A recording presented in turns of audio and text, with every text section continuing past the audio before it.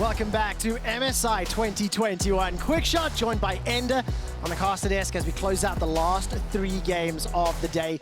And what a crazy performance from Detonation Focus Me. So close to taking down Damwon, but they couldn't get over the hood. Oh, just a heartbreaker at the end, too. Like, seemingly the entire game long, it felt like Detonation Focus Me was going to be able to come away with the win, but them losing is the best news in the world for both C9 and Infinity fans. DFM had a chance to go up to 2 wins in the group, but now we have a situation where Damwon, obviously with 3 wins, 0 losses. The other 2 teams, 1 win apiece, and then C9 at 0. So this is the most important game of the tournament for C9. It is crazy to think that in Japan's first games ever against first seeds from major regions, they look that competitive. They beat Cloud9. They were so close against Damwon, but they lost to Infinity, and that game itself raised a lot of question marks. It started off with a fantastic solo kill in the mid lane, and then it got interesting, shall we say. Yeah, it's felt like almost most of the games in this group have been like one team decidedly ahead in the early game, and then there's maybe some missteps, right? Like even in the game yesterday between DFM and Cloud9, yes. DFM got out to a big lead. It took them some time before they could close out, and we saw the similar weaknesses in our game just a moment ago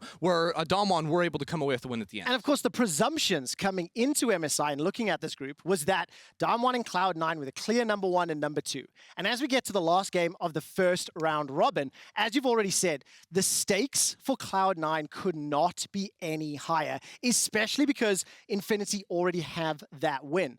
Now, we will close this group out on Tuesday. So there'll be 2 days to sit back, to analyze, to review, and depending on the result of this game, there may be immense pressure on Cloud9 if they lose and if they go 0-3. I mean, ultimately, this game will determine whether or not it is a 3-horse race for second place, or it is the far-fetched, like, week 2 in a sense, where you have to come away with a miracle run type situation if you are C9.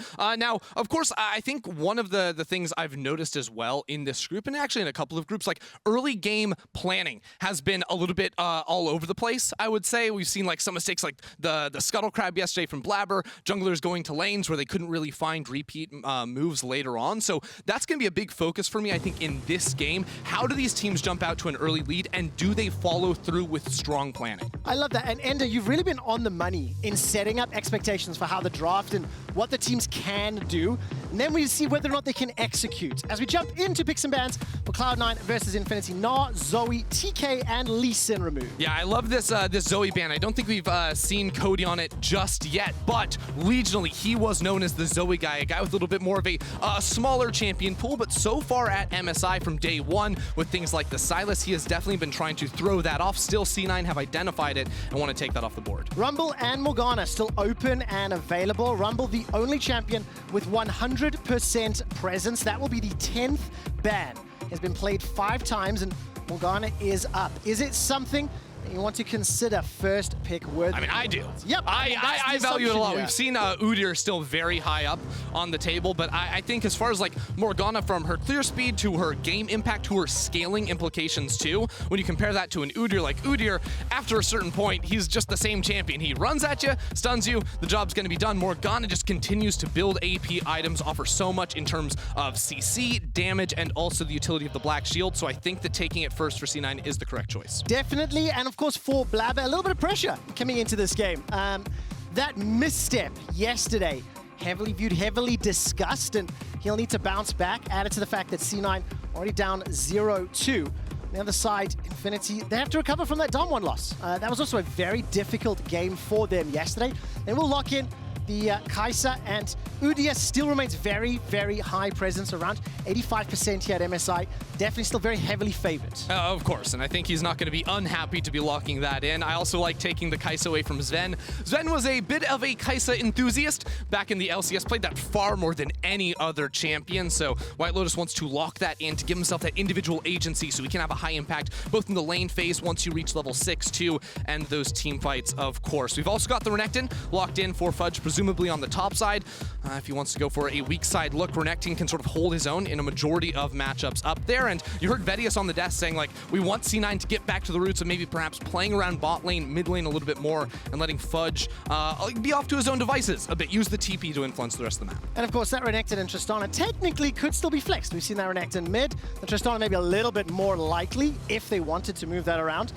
And whether or not Blaber's going to invest the resources to work around Fudge or the bottom lane. Last lock in here will be the Gangplank for Buggax up in the top lane. Yeah, I think this is a very smart decision from him. I was kind of wondering, because Infinity hadn't really revealed a whole lot with their first two picks. These are two champions you see in so many different games, but as soon as the Renekton gets picked up there on the top side, Buggax is like, okay, give me the GP. Now all of a sudden I have a champion that can sort of scrap in the early levels, trade decently well into the Renekton, and then of course has the scaling element, has the ultimate too to try and match pressure around the map, clear waves. If C9 are ever sort of making their way up topside, he can use that to defend against any sort of turret dive situation too. And vice versa, if Cloud9 go back to their roots and try to get Zven and Vulcan ahead, as you mentioned, as Vedius mentions, that Cannon Barrage is hugely impactful in any of those options. Rakan will be the next ban away here from Infinity. And what do you want to see from the rest of this draft as we start to round it out? There's some flexibility on the C9 side, but are you expecting any shenanigans? Well, I don't know about shenanigans. We'll see if they have anything up their sleeve. Ultimately, mid lane is still the thing that really needs to be decided in this matchup. We've seen in a lot of games, Udyr sort of dictate the pace of the early game in this matchup, even though Morgana does have a pretty fast clear. Even in the game today, like Udyr was definitely blitzing out ahead of her before she got some AP into her item mix. So as long as Cody can sort of hold on to this last pick counter, you assume, because they've already showed the Gangplank, that they can go ahead and pick a support on 4 here and save that 5th so that Cody can get a good matchup. You can then control the mid lane 2 versus 2 dynamic, and if you have a strong roaming support as well, maybe visit that mid lane themselves. I mean, the roaming supports here at MSI have really shown up. We've seen just such gigantic impacts from the likes of Barrel, from the likes of Ming. Ackerman may have that opportunity. It will lock in that Rell, can absolutely combo. The Rell Kai'Sa combo as well. Extremely, extremely potent.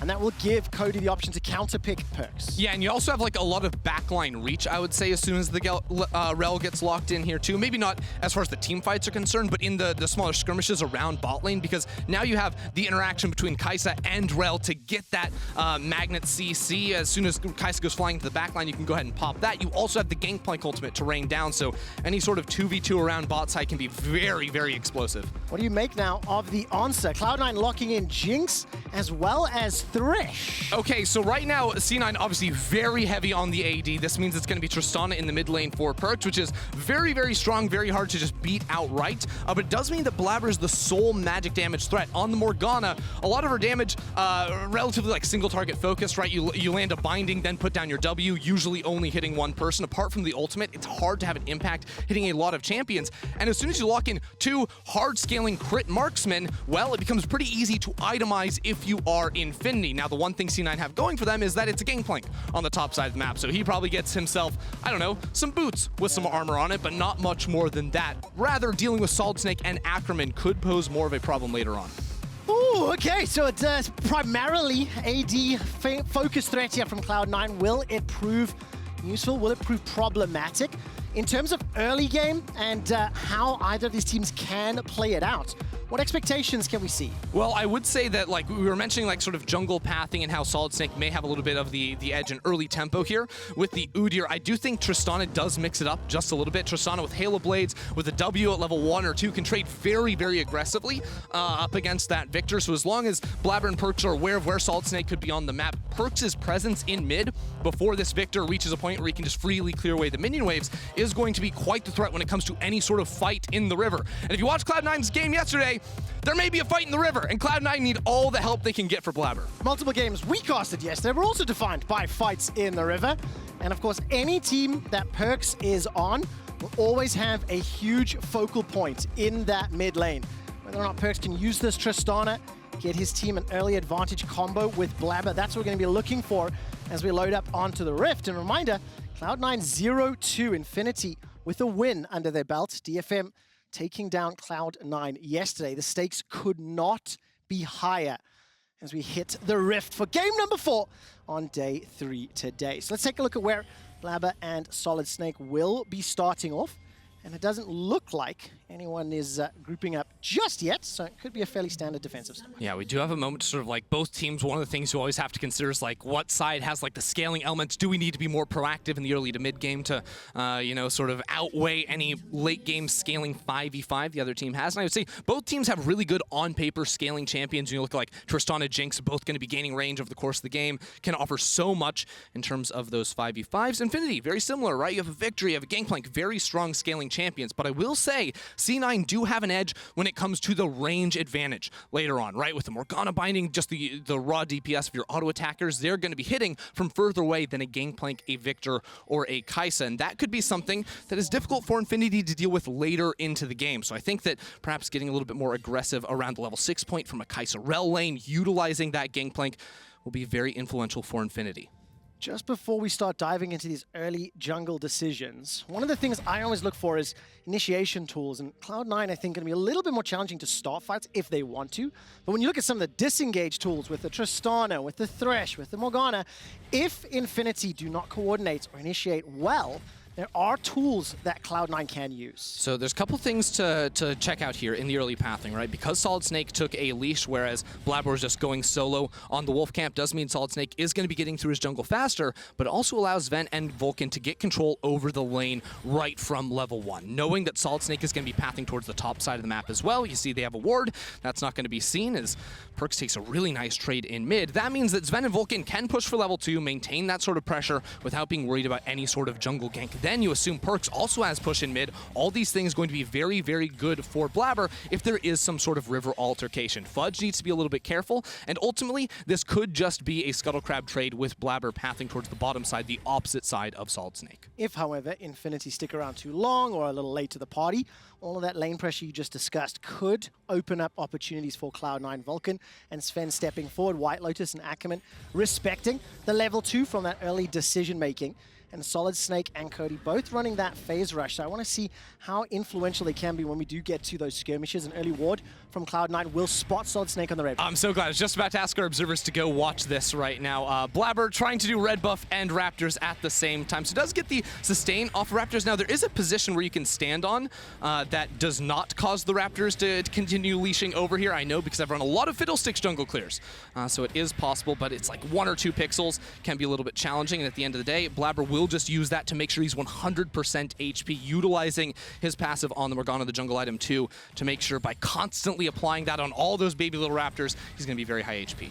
So for the non-jungle mains, that's a good thing. Obviously maximizing the kit advantage and why Morgana's doing particularly well. If you look at the mid lane, if you look at the bot lane, so much pressure and Cloud9 on the towers already. But look at this, SolidSnake is pathing towards bot side. C9 would expect him to be in the top river, but he's got no priority to work with. Well, Death Sentence will be connected onto Whitelotus. Blaber will be picking up the Scuttle. Look at SolidSnake's pathing. He's going to get in behind Vulcan and Zven. This is pretty crazy pathing from SolidSnake, but I don't think they win the 3v3, right? Blaber is right there. Ackerman very low as well. Let's see what happens. Blaber's going to be late to the party. The Flare will buy some time as Zven continues to step backwards. He's used the Summoner Heal already. That's the pullback onto Vulcan as the teleport is being channeled from Cloud9. SolidSnake looking for Vulcan and First Blood to Infinity. He flashes away to safety. Alcove Gaming to escape, and the TP looks like it was cancelled. It was cancelled from Cody, right? He just put down his W. Perkz was TPing in the middle of the lane, gets shut down, and Infinity get away with murder right there. They get the kill, and C9 aren't able to reply in kind. A very strange series of events because, again,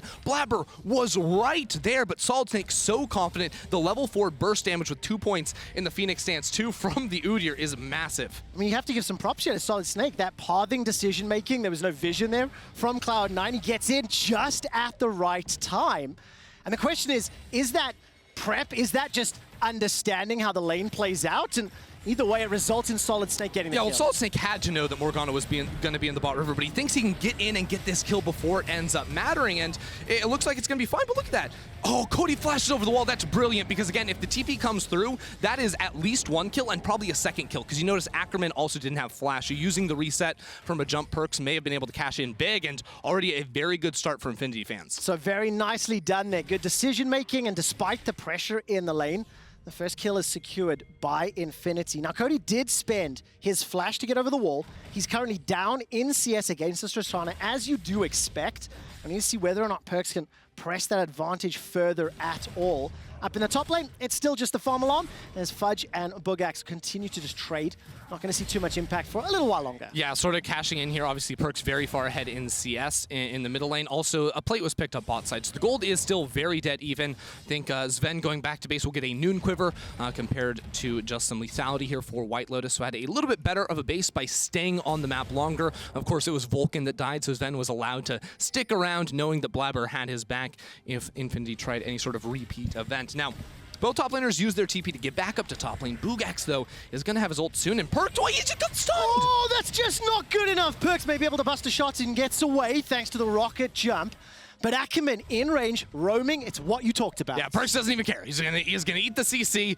Got a little scared for a moment there because, of course, SolidSnake was just around the corner coming through the top side of the river, and SolidSnake even making a whole event out of running into the top side jungle, just splitting the map right in half, getting a deep control ward, and yeah, I mean, you just look at the map, 3 control wards all around mid lane, knowing that Cody cashed in his flash to stop C9 from getting a kill or 2 in bot lane. Well, now the rest of Infinity have to return the favor by making sure he's safe. Man, I'm buying into the hype a little bit after that previous game and seeing how this one has started out. It is still even gold, which is crucial to remember. Despite the kill for Infinity, the lanes in mid and bottom are still a little bit C9 favored thanks to that plate that was secured. And Blaber is going to be roaming to this bottom lane, has the Dark Binding available as well as the Shackles, throws down the Predator, and sidestep from Ackerman means it's an easy escape. The double thumbs up, one before the binding, one after. That hurts. Yeah, it really, really does. Blaber now has support from Perkz. Remember, we talked about this. He pushes that mid lane in. Cody not yet able to instantly push it back, but it doesn't look like the wave is set up enough for anything further. It's been a Perkz play for years. Push mid, run around, hit bot lane, hit top lane, make the ganks happen. For the time being, C9 can't really do much of anything. And we'll remember, right, like C9 do have really great range advantages, especially between Perkz and Zven going later and later into the game. So taking it easy, keeping the gold close is not necessarily the worst thing in the world for them, as Perkz does have to jump away. One of the weaknesses here is Cody can sort of get his W for free whenever he wants if Perkz steps a little bit too close into range. If he's ever like, oh, 1/3 of the way through that W, he's almost always going to have to pop the W or soak the CC. Yeah, luckily for Perkz, so many tools to get away from these ganks. He still maintains that advantage, but as Cody continues to level up and that wave clear becomes more powerful, be a little bit more challenging for Perkz to continue shoving and roaming. Blaber a little bit more active. Now he's invading the support from mid lane priority, well. top lane priority. You know when the red buff's going to be responding, and SolidSnake even taking very defensive pathing, expecting something. That was the rocket jump interrupt you were talking about, Ender. The Chaos Storm continues to tick, and there's not enough AP yet. Perkz fully aware of it, and he literally just walks away. Yeah, usually can buffer things like that, but it looked like he got dragged in a little bit there, as the nature of the matchup goes. Fudge, in the face of 2 players, doesn't really care, but pops the dominance, surprisingly, expecting that Infinity were going to commit more. Blaber, you noticed, also had the Predator, so they were ready to throw down, but Infinity are holding their cards. They're not trying to go too aggressive just yet. I really like the heads up on the slice and dice there. Fudge slices through, I think it was Buggax, and then steps backwards to avoid the powder keg. So managing to escape. He does lose his ultimate, not the end of the world for the time being. The opening 10 minutes of this game, very, very tense, as SolidSnake has found a little bit more meaningful impact on the game on this Udyr. And exactly as you talked about during draft, and Cloud9 putting some resources bottom lane. Blaber has spent a number of ganks, has not yet paid off. SolidSnake actually not even deciding to recall, wants to go back towards the top side of the map. It's possible they look for a gank or just the Rift Herald, right? Again, you brought your support towards mid lane, so you've got so many members of Infinity in the area if there were to be some sort of fight. Buggax has a big wave building up, so SolidSnake just making sure that it can be fully pushed out, and then he gets to decide what his play is. It will be the Rift Herald. At the end of the day, could give all that money over to Buggax after that one goes down, and that means C9 get control of the river, but you notice the Blaber is not going to the Drake. He's going to continue power clearing through his jungle, and this is about the point 8-9 minutes onward where Morgana takes over in this jungle matchup, where she can very easily multi-camp clear. You know, you noticed she was doing the Gromp camp and the blue buff at the same time, Raptors red, these sorts of things, and that's where we're going to see the leads start to evolve in terms of the jungle camps, the EXP, and the gold, and now Blaber can convert. But you'll notice the extra time he spent before going to this Drake means that now SolidSnake can do a similar thing on the top side. They have the Rift Herald, and Fudge, without a dominance, cannot survive the tower dive. In respect, yep, Fudge realizes it with no ultimate available to him, recognizing no support from the rest of his roster, backs away. Herald has not been dropped just yet, but one thing that I definitely have noticed is Cloud9 and Infinity, when they are assigning their players area resources, they do seem to be matching a little. While the Herald was being taken, both Blaber and Vulcan were shadowing Perkz in the mid lane, and Ackerman was just sitting there as well, waiting to pounce. Yeah, I think SolidSnake wanted to use the Rift Herald soon. If they could just get half of this this turret played off, they could go for it. Of course, Perkz was considering roaming up and just got his teleport back up, so Infinity were never going to be able to look for a dive there once the ultimate returned for Fudge. And Blaber, in similar kind, I think he maybe got the Grump camp. He's nailed a couple of times from Infinity's jungle, but it will be that trade. So a lot of money given over to Buggax in the top lane, SolidSnake sharing out on that as they wailed down on the turret plates, but at the same time, Blaber individually continues to extend his advantage over the Udyr. The question is, when will it find the impact? That Dark Binding, swing and a miss, did not find the target that he wanted. 3 plates, I think, taken in the bottom lane by Zven and Vulcan, doing very, very well to keep shoving this lane in, and SolidSnake making his way down south. Still a significant advantage for Perkz as he steps all the way forward. Will be able to buffer the stun and get to safety. Fudge is thrown down. Dominus once again, and there's a number of skirmishes across them. Yeah, but Blaber's making his way up towards this top side, so Buggax does have to be very careful. Now, Fudge, a little low to look for the dive here, especially with Buggax having access to the Cannon Barrage himself. Oh, he might want to TP back. You see those pings into the River Ward in the top lane. You got a TP on Cody, you have a TP on Buggax, and SolidSnake is also heading up towards top lane. He wants it. Such a good call. Observers managed to catch this one as well. Fudge is very low on HP. Blaber and SolidSnake about to run into one another. Chilling Smite has come down. Blaber self-casts the shield, and Fudge will be taken out. Yeah, Blaber realizing that his top laner was completely doomed there. He wanted to be able to walk out no problem, and they were just not ready for the TP at all. A pause is going to end up coming on through here, but I've liked how Infinity have played this early game so far. Like, overall gold still very, very close, and C9 do have the advantage of holding on to the Mountain Drake, but from the early game gank of SolidSnake going into the bot lane, when you do not expect that at all. Like, if SolidSnake's gonna be bot side, he's in the river fighting for Scuttle Crab against that Morgana, but he went all on this huge loop, and then also Buggax having the presence of mind there to know that he can TP in behind a very low HP Renekton. It's solid stuff. Very impressive start here from Infinity, but because of the double AD comp and how well Perkz and Zven are CSing and laning, it is still dead even in the gold, right?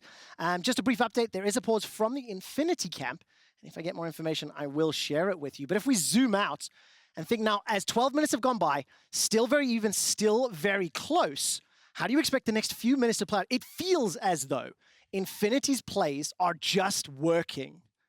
It does. Now, what it really comes down to me is, like, how do these objective fights then play out? Because you still have, right, the Rift Herald on towards SolidSnake, so we can use that into top lane, because, again, they're very close to actually breaking and snapping that turret. SolidSnake's actually on the top side of the map right now, so after getting that kill, I wouldn't even be that surprised if that's the play they wanted to go for. But I'm not sure if Infinity are in a position where they want to fully contest in a river fight just yet, right? Perkz and Zven have both, you know, sort of had priority in bot lane for quite some time, Perkz especially, towards mid lane, and we should also have mythic items coming out within the next 5 minutes, so potential for that to come into play around the next objective fight as well. And frankly, I think that with Perkz' power at this stage in the game, with Fudge even on the Renekton, even losing, the amount he offers in a river fight around like level 9, 10, 11, etc. can still outweigh the influence that a Gangplank can have until that GP gets his items. And I also think when you consider the range that you were talking about, when you consider the mythic items starting to come in, it gets progressively harder for SolidSnake to have that same level of influence when you've got to take a couple autos trying to jump onto a Tristana that has so many disengage tools as well. Yeah, like with a Black Shield, it becomes pretty challenging for SolidSnake to play the game. At the same time, though, he gets to build exclusively armor, it feels like, and then never takes any damage himself. So his influence in terms of like the CC he can apply and the damage one, maybe not quite so much, but it is going to be very difficult for C9 to actually cut through him and Ackerman both in these later fights. Especially because he also has the 2 kills on his side of the Rift. He is down the 20 creep score, and if the observers can flip over to the gold, let's take a look how different lays. The observers cannot actually hear me, so I'll see production can maybe do that one for me, or what I'll do is take a look over. You can do it yourself. Do your own work, Trevor. Plus 500 gold for SolidSnake out of the jungle, and dead even in the AD carries, but it's plus 400 in the mid lane for Perkz. There we go. They've just done the toggle for me, so thank you very much. Itemization-wise, as you mentioned, those mythics starting to make their way in, and there's still 2 minutes to the next Drake, so we're still going to keep this very tense laning phase. SolidSnake and Blaber are now on the southern side of the map. It's interesting how quiet the bottom side has been since the first blood when some summoners were blown, because we haven't even really seen extreme roaming from Ackerman or Vulcan. Like, Ackerman made that one attempt towards mid, but cody takes a nice trade against Perkz. It could get spicy real quick here because Fudge is already in mid lane. Fudge is making his way through. The Black Shield has already been used. Dark Binding will not find a target, and everyone steps away. The tension builds up, but no skill shots landing means no follow-up. Yeah, exactly. Fudge was just using the priority. The wave was already fully pushed in top lane to maybe see if there was a play they can make on the bottom side of the map. Important to note that Fudge will not have teleport, neither will Buggax for that matter, the time the Infernal Drake does end up spawning. But, well, he does have the ability to get his booty down there. He can go for the long walk just like we saw from him. And again, level 11 should come through from Fudge. Level 11 Renekton in a river is terrifying to deal with here. Even with Buggax having the gold advantage in this top lane, and he should have a mythic the next time he goes back for a base himself, I wouldn't be surprised if Infinity were a little bit cautious around that and maybe even just deciding Buggax, hey, he can keep farming himself. Need some respects to the power that he can put down. Death Sentence into the Dark Binding. TP behind. That may be huge. Teleport starts to be channeled. Here comes SolidSnake. Gravity Field as well. Sven's already used the flash, already used the heal. Vulcan goes golden thanks to the stopwatch, and Blaber's made its way out. That's a great pullback from Ackerman and sets up another kill for Infinity. Infinity really on top of these teleports, because while I was talking, Perkz actually just TP'd back to mid. Cody's like, wait a second, guys, we have the advantage. We have this great ward. Let's use it. So Infinity get yet another kill. It will be traded out for this tower in mid, although SolidSnake might have a little bit to say about it. Instead, he just needs to start running for the hills. That's a lot of damage. Does Perkz have it, though? No, you talked about this as well. A little bit of armor already built up, and SolidSnake makes his way out. Interesting thing here to note is the fact that Cloud9, although they've got the first tower, they continue to get pushed backwards, and it feels as though Infinity are just finding the kills. Look at this. I think Infinity's attacks and understanding windows, their advantages, again, just another really good teleport to make a visit towards the bot lane, have been really good. At the same time, C9 have been responding quite well, too, right? Whenever there's a kill going down here, it's not just the mid lane turret falling from Perkz, it's also Fudge walking into the enemy jungle and taking away the red buff, too. So that's why the gold hasn't really ballooned out of control, apart from just good laning overall. It's also been C9 finding some ways to get gold without the big kills. And now you'll notice Fudge walking down towards the Drake, just like I'm talking about. Buggax's top lane, no ultimate, no teleport to get to this fight, but it's how Infinity want to play it. They don't need him down here. They don't need to fight over the Drake. It's the second one of the game. Give it over to C9. Level 11 Renekton is no joke.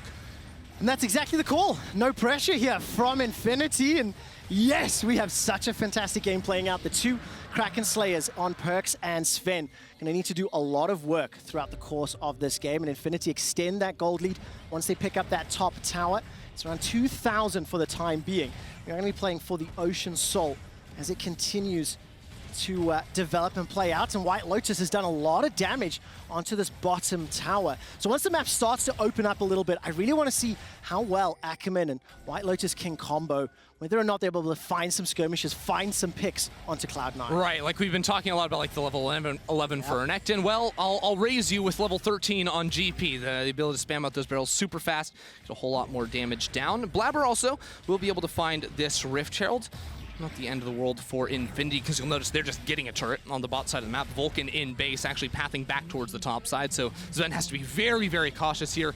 Will get any minions that he's allowed to, pretty much, and it will just be trades. It will be quiet for the time being. It's been a very reserved game, I think, from both of these teams. Really just plays around teleports from Infinity, and C9 are not trying to take any risks that would set them very far behind. It feels as though we're going to move into this type of mid-game where Dragons and Baron fights may end up determining the game. Both 100%. teams playing relatively calculated, relatively, slow-paced on the action front, in comparison to many of the previous games that we have seen. I think it is really important, though, to just keep your eyes on Fudge, because a lot of C9's moves have been just him vacating top lane, walking down towards mid, and they haven't really meant much just yet, but this is something Fudge will do all the time. Whenever he has prio in a side lane, so moving around and seeing what point can C9 then look to attack. The difficulty is, right now Infinity do feel pretty strong. They've got 4 players, almost 5, grouped up around this mid lane, trying to put a lot of pressure on this outer turret, and because Fudge had to go pick up a wave in the top lane, it means C9 do not have the ability to counterattack. Yeah, I really like that as an indicator on whether or not C9 may be considering or going for a play. 5 members of Infinity stacking to push this wave out. The wave clear is going to be enough to hold the tower for now and give Fudge just a little bit of time in the top lane, but the rest of Infinity back away and they won't be able to pick up some of that. Yeah, and there are certain things that Infinity can do, especially if they get their wave to the turret just before C9 are able to make it there themselves, that makes sieging from Infinity really nasty. From the zone control of Cody just dropping down his W, Buggax can even set up his barrels to threaten a lot of damage if you try to step close enough to auto-attack or wave clear away the minions. He also has his ultimate too, so all of these zoning tools can keep C9 away from towers, and it just takes Infinity wanting to commit that much for them to be able to take it down. I don't think that's going to be super relevant for the next few minutes, but something to keep in mind the later we get into this game, when there are intense situations with Baron buffs involved, with inner towers, with inhibitor towers, these are all tools that Infinity have to work with. It's going to be so hard to follow people during the team fights. With all of the mobility, with all the dashing up, and of course with Cloud9 backing away, Infinity will secure the prize of the third and final outer turret. Uncontested for now, as both Perkz and Zven backed away. Perkz was now playing the side lane. He took the bottom tower in favor of Cloud9, and the rest of Infinity now making their way. Blaber is here in support of Perkz if anything goes awry. Yeah, they want to see if they can get this blue buff. SolidSnake's in the area though, so I don't think C9 can realistically full commit to this. And do not let 20 minutes of very quiet gameplay do not let that make you forget that C9 are 0-2 in this group currently. They absolutely need this win against Infinity at the closing of the first round robin. Groups do go back and play again on Tuesday. Fudge. Detonation focus me also want that result. Cody will put the gravity storm down. Dominus is used by Fudge to keep him alive. Here comes Perkz. Gets a lot of damage, and the Buster Shot will close it out. They won't give the reset on the W, and there's really no nice support from Infinity. First kill to Cloud9. Yeah, I really like that play coming through. Perkz, we just saw him in bot lane. Now he's teleporting into top lane off of Fudge, using the Fog of War very nicely to even just start that play off. So that will be the kill. It'll also mean the turret. A good attack from C9. Now, it comes 1 minute before the spawn of the Ocean Drake, and importantly, C9 didn't really use critical ultimates. You know, Perkz and Zven, theirs aren't going to be ready, but Buggax with the Cannon Barrage, that's far more valuable than what C9 are going to have to offer. That could be critical in 40 seconds. Oh, that is painful. And if you were not watching your screen... That's not a cooldown either. That is a one and done right there. Stopwatch accidentally clicked by Blaber 30 seconds before the Ocean Dragon fight. And you know, the killer was just picked up by Perkz. He's already got a plus 50 CS advantage. He's picked up the kill. He's got himself the Phantom Dancer as well. And Buggax, knowing there's no Cannon Barrage, knowing this dragon is available, has teleported in. Infinity are set up first. Yeah, so check this out. Tons of control wards ready for Infinity to just own the jungle, own the river away from C9. It may be impossible even for C9 to find an entry in. Critically, Perkz, no flash, no ultimate, so the only self-peel he has is going to be the rocket jump. Now, Rift Shuttle was just about to time out, and this is exactly when you want to use it. Before the Drake does spawn, it allows them to charge down mid lane and slice their way into the river. They get all their wards down themselves, and they set up to split apart Infinity. Look at Cody's positioning. He's in the mid lane. He's now joined Ackerman and Whitelotus. SolidSnake takes a lot of damage. The death sentence pulls him backwards, and that is just an easy kill. That was just a perfect setup because, like, yes, you see, like, the hook land into all the CC, but Zven's little chompers cut off an entire pathway into the river for 2 players of Infinity. So yes, it looked a little silly, SolidSnake dying there, but it was C9 using good CC all around to zone away Infinity and see exactly the target they could shut down. I mean, think about how hard it is to get through all of the tools. The box, the flame chompers, Buster Shot, Soul Shackles, like every single thing Cloud9 has is prioritizing preventing anyone getting on top of them. SolidSnake gets caught out in the new Axe Effect replay, and this just allows the third dragon to be picked up by Cloud9. Yeah, on the other side, you have like Fudge just pops the dominance. Buggax can't really walk into that, so a good setup from C9. And it's funny because C9, again, haven't done anything flashy in this early game, right? They lost a couple of kills, but they were always making sure to trade up on the opposite side of the map. And with SolidSnake putting some attention into Buggax early, Fudge not having that same investment, it meant that C9 got the 2 first Drakes of the game. Now they just pick up an Ocean pretty much for free because of 1 pick onto the enemy jungler, and this is the weakness of giving up early Drakes in this meta, is we are now 4 minutes away from C9 saying, hey, the game's just over if we get the Ocean. Good luck dealing damage to us if we have that buff. What I do like is Cloud9 have kind of gone back to basics just a little bit in terms of their playstyle. It's a safe comp. It is being led by Perkz on this Tristana, and as you mentioned, not putting themselves in precarious positions. But I do need to ask now, as we turn our attention to Infinity, assuming this next dragon fight in 3.5 minutes could determine the game, How do you want to see Infinity approach it? How do they get through the disengaged tools? Well, I think a big problem for the last time was the Rift Shell just going into mid lane. It's impossible to get mid lane priority against that, and then once you're split up and you don't realize that that sort of trump card is going to come out of the Chompers going down, well, then you just instantly lose the situation. They didn't really see all that on the table, and it meant they lost out in a big way. Now, they were the first ones into the river. Now, that can be very important, but it needs to be a fight for mid-wave control, and then not allowing C9 to get territory in the river. As soon as you allow them to get territory, they can use a lot of their the threat of a hook, a binding, the chompers, all of these things, just make it so Infinity will be split apart and not have a good way to get into the pit. Potentially death then in the setup. So 2 minutes, 50 seconds until that is on the cards. But also, Baron needs to be considered with double Phantom Dancer, double Kraken Slayer. Cloud9 can melt through that objective. Ackerman steps all the way forward, is going to go for the engage. Sven flashes to safety. The Baron Fudge behind. Fudge is teleported in from behind. He's now pushing backwards as Perkz continues to blast down Ackerman. The explosive shot picks up the kill, and Cloud9 get one. It's just a kill. Again, like, this game is so weird because things are happening, but it's only ever one kill, right? We have a fight, we have a TP flank in the mid lane, our Fudge didn't even TP, just walked in there, and yet it's C9 getting just one kill, getting the push one more time, but Infinity, it's been a long time since they've hit their mark. I wonder if it's a reflection of the pressure and the tension on the players. I mean, after Blaber's misplay yesterday in the river and then seeing that stopwatch clicked, that can just be nerves. It could be. There's a difficult situation for both of these teams, and Infinity, they already have that win.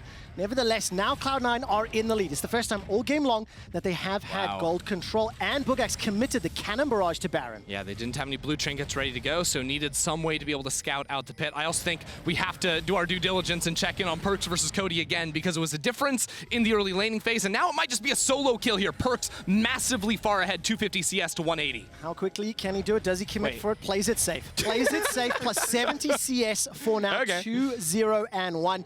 Involved in all three of Cloud9's kills. We're 1 minute and 20 from the ocean spawning, and Cloud9, they're setting up vision around Baron for now, but there are a couple of wards in the bottom lane, and Fudge will now start to back and spend whatever gold he has available. Yeah, so observers, please show me the gold. They can't hear us. Oh, they can't hear us. They can't hear us. It's a 3K difference between Perkz and Cody currently. It is massive there for Perkz. So again, it is a very real possibility that Perkz can just roll through Infinity in the fights, and SolidSnake doesn't really have the ability to tank through all of the damage coming out. Yes, he has 2 items, but it is frankly not enough at this point. And look at Buggax, plus 1,600 gold on that Gangplank. His cannon barrage is just about available, but Infinity are late to the river, and props to whoever from production is letting our observers know. Very, very appreciated. Plus 1,500 gold, 30 seconds to go. Let's look at wards. Cloud9 dominate the vision around the Dragon Pit. Do Infinity commit for Well, it's important because C9 have control in mid, and they also have that full bot wave pushed up. It's a good hook from Vulcan, but take it slow.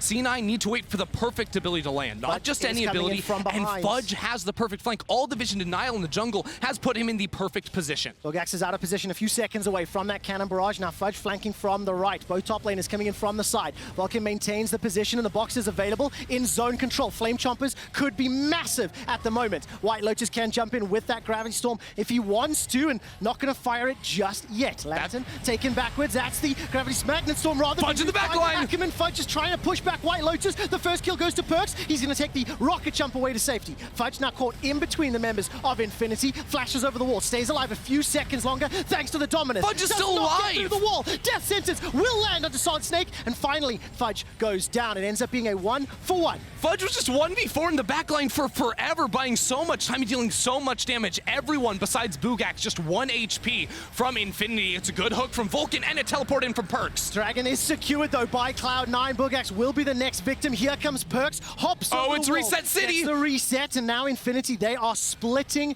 up. Cloud9 get the Ocean Soul. They get the fight, and it maintains one of these skirmish 1-kill death games. Wow, okay. Whitelotus is going to be able to get out, and Cody, he was right next to him. Oh, he doesn't get out. Perkz is right there, flies in for the kill, shut down, goes over to Perkz in the bot lane. Cody was able to escape, but now C9 with a kill onto Whitelotus.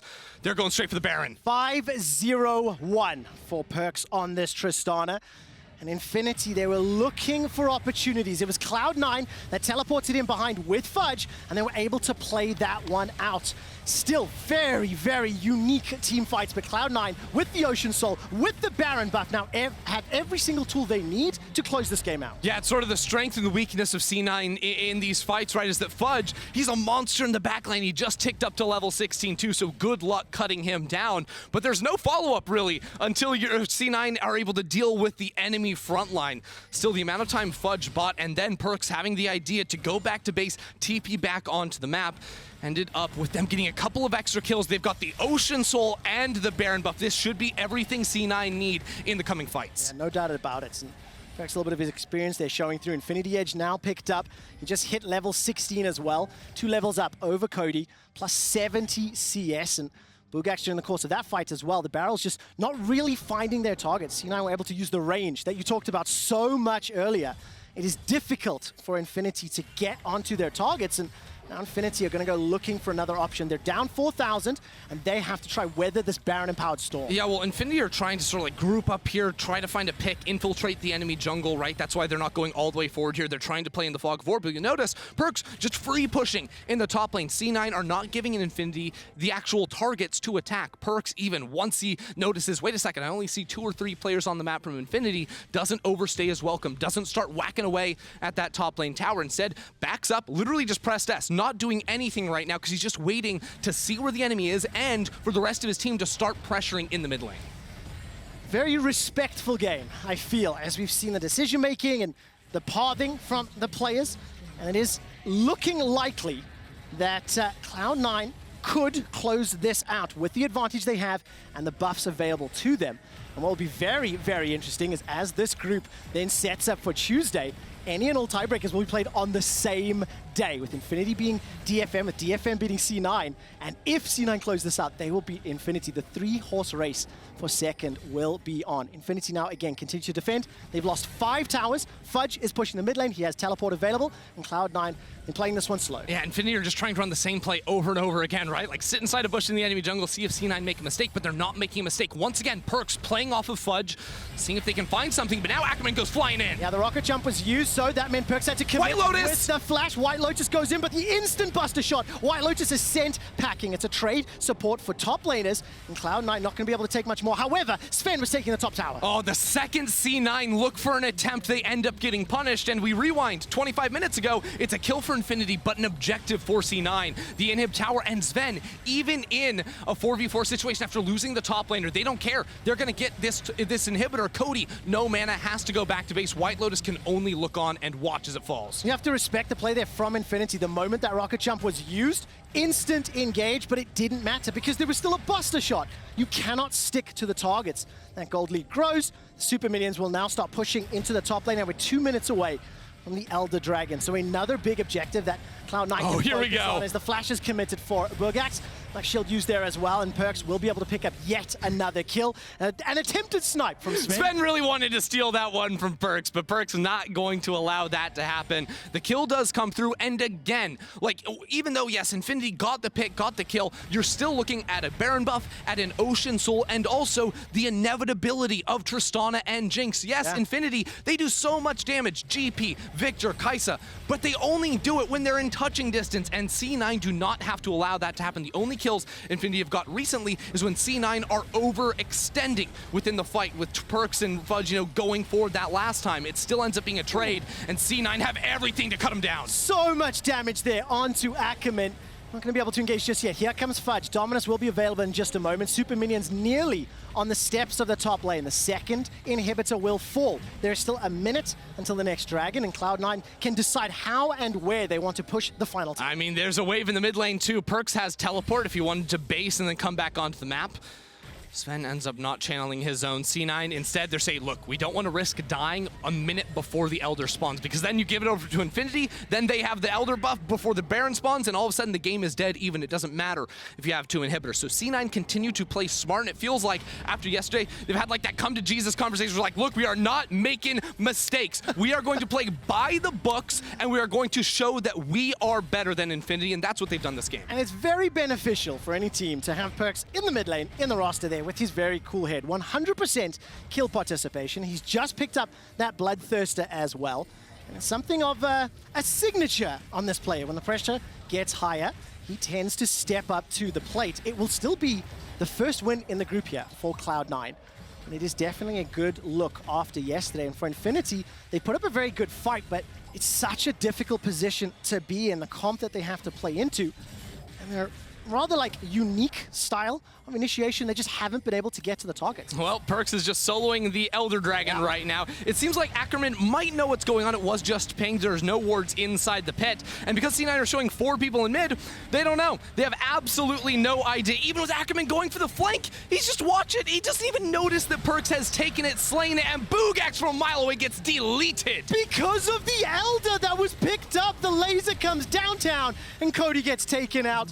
On a correction, it was Buggax taken out as Cody flashes to safety. There's the kill from Blaber. 2 more on the Cloud9 slate. They push into the base. They turn their attention to the Nexus turrets, and we had a very, very tense affair throughout the 30 minutes of this game. Cloud9 will pick up their first win in the group stage against Infinity and set themselves up for a race for second on Tuesday.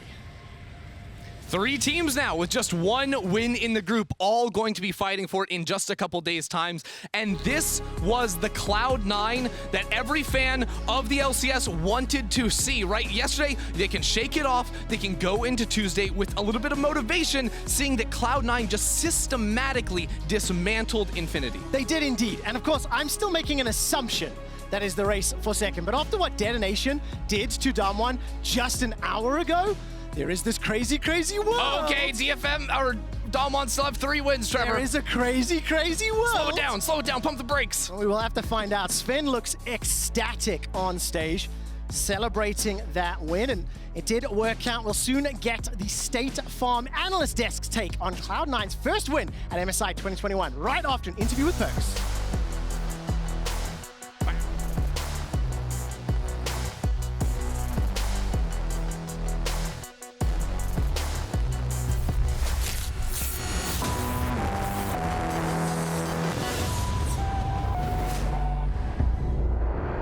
The magical power of the realm is a mystery.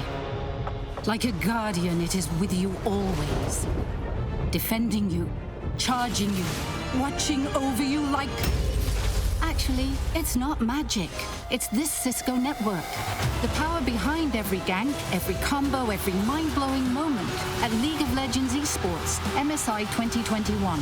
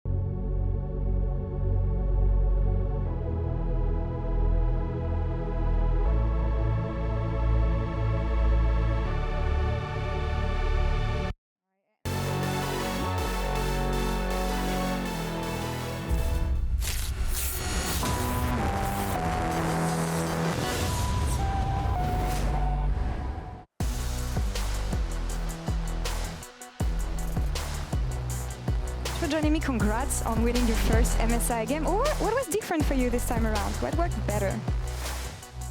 I mean, I think we just had the draft that... okay, so against Damwon, I think we played decently well. Yeah. We had good drafts as well, but they were just better than us. I think yesterday we had like a really hard to execute draft, or like we just had to really win our lanes really hard to win. So the game was hard, and I think today we just had like kind of like a comfort comp that we just know we're gonna win if we don't do anything stupid, I guess. So I think that was the biggest difference maker today. Yeah. All right, and I agree with you. Very good early game against Damwon. I'm glad you could convert this into a win today. But thinking about Infinity, they had a really proactive early game. What did you think about that, and how did you react to it? I mean, I think that their Udyr decided to like run around the map a bit, and he was getting really behind in jungle, like jungle XP. And we didn't really expect it, I guess, some of his plays, which were, I guess, good because it threw us off. And I think they kind of have to get some ganks off in order for, like, I guess, Rell Kai'Sa to come online, kind of. But we didn't really sweat it because Bobby got really far ahead because of it, and I had like a free game as well, so it was pretty chill. Yeah, I was about to say nice game on Tristana, and I also want to touch on the mid lane meta right now because it's so diverse, but the most picked are not the ones who succeed the most on the Rift. So what's your take on the mid lane meta right now and how diverse it is? I mean, I think Milan is just like kind of weak right now. Honestly, I hope Riot buffs me a bit more. Like they made some changes to like LeBlanc and Akali, but they're just like not enough to make them viable, and some other champions as well. I think it's just about picking what fits for the comp, and usually like facilitating your jungler in what he wants to play with, I guess. So I think you can play. I definitely think you can play a lot of things right now, but I don't think that a lot of things are strong. I think barely. Like, I don't know what's actually like really strong in mid, but I think in general, yeah, just speaking for the comp and having a strong performance no matter what the game is, I think it's just important to be really consistent right now. Yeah, it's still early in the tournament, though. We'll see how the meta develops, but focusing a bit more on Cloud9, you faced all the teams in your group so far. You're gonna get to face them again in a couple days. What should we expect from Cloud9 on the second round robin? Well, I mean, I think yesterday, like, we were a bit shocked that we lost, I guess, but I do think that we can play better than these games, and I think we are just like, we had like a bit of, I would say like, we thought some champions were weaker than they were because of the nerfs, but the meta is like pretty similar to the one we played in finals as well. So I think that, yeah, just being on the same page in regarding to what comps we want to play, not just like the coach and stuff drafting for us, just like us as a players, understanding what champions are good with others and how you want to play them is just super important. And I think we can do that because the champions we've played this split are being played right now in MSI. So I actually think that we have a pretty good chance to make a comeback at this MSI. Sounds like a good plan, and you have the team to do it, Perkz. But thank you so much for the interview, and good luck on your next games. Thank you very much. And back to you, Sjokz. Thank you very much, and welcome back to the State Farm Analyst Desk. The more things change, the more they stay the same. Perkz carrying his team at an international tournament. Vedius, you said, keep it simple. That's what they did, and it worked out phenomenally for Cloud9. Yeah, overall, it was a pretty slow game from start to finish. You could see that they went for a little bit more of a scaling comp. Perkz said it himself. They wanted to pick something that they were comfortable on and they knew how to execute. And I think it all comes back to, we know that they have some very talented players, and sometimes you just want to build a comp around enabling those players, which is exactly what I think they did. Yes, and I definitely don't want to take anything away from the rest of the team. Fudge holding his own, soaking up all the damage, and enabling the game plan for Cloud9 to happen. You must be breathing a sigh of relief. What did you think about Cloud9's performance here?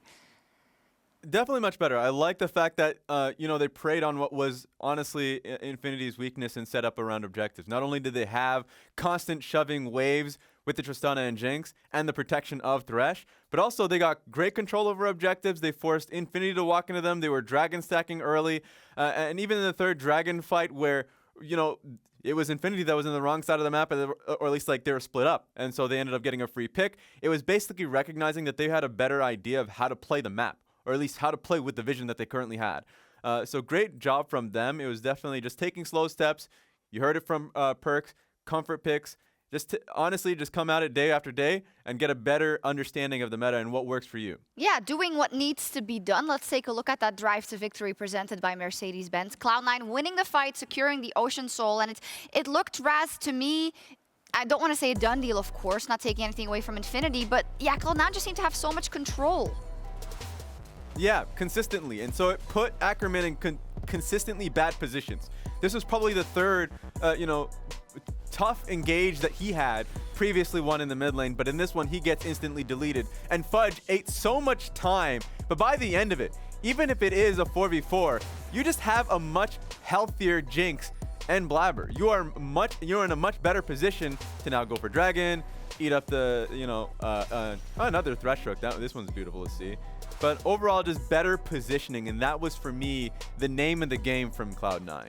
I think what was crazy about that team fight as well is how much work the Gangplank ult actually did. And when I was looking at the fight initially, I thought this was Infinity's fight to win. Yeah. But as Raz mentioned, the Renekton in the final fight there was just so valuable in terms of how much damage it soaked up. And that was able to turn around. So huge props to Fudge. He's someone that I personally have been a little critical of this tournament, but I think that he was really able to have a lot of impact in this game. And then you had the primary carries of both Zven and Perkz to be able to clean up and carry the fight. Yes, great job by Cloud9, but this is now where the work begins, because you've put yourself back in a position where you are on par in that group. If we pull the group up, of course, Damwon is still undefeated, and we have 3 teams that have a 1 and 2 scoreline. Also a bit of a Perkz power spike, if I remember correctly.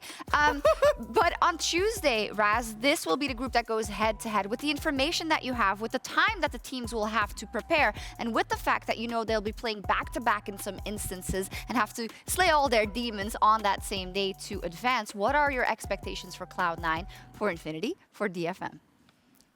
I expect Cloud9 to get stronger and stronger. This has always been the case whenever it comes to early group stages after big patches, for the team to get an understanding of what they want to play and to just kind of play a tighter game. We've seen it from FPX. We've seen it from, honestly, Cloud9 in 2018 Worlds as well, when they were in a tough position in a best-of-5 versus Gambit. Now, you have to respect these teams, much like Detonation Focus Me and Infinity. I think for both of those teams, by the way, specifically Detonation Focus Me, do not tilt. You were so damn close to being able to take down, the world champions. They're looking great, and I want them to continue to use this and snowball and gain this momentum into the next round robin. Yeah, absolutely. We hope we get the best matches possible and the best fight possible on Tuesday. But when we return today, it is time for Group B to take to the stage, starting with Mad Lions versus CBLOL's Pain Gaming.